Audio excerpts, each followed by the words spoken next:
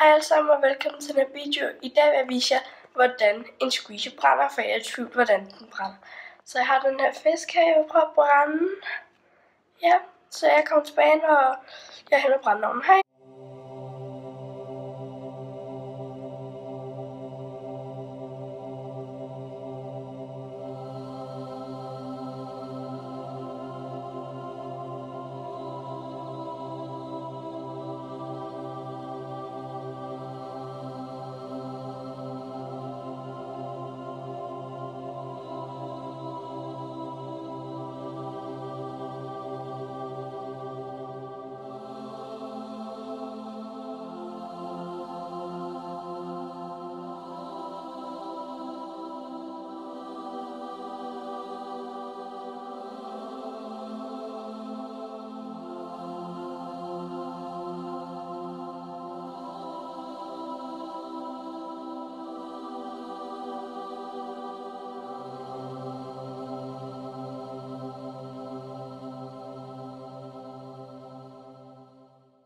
Ja, nu vil jeg en squeezy kan brænde. Haha.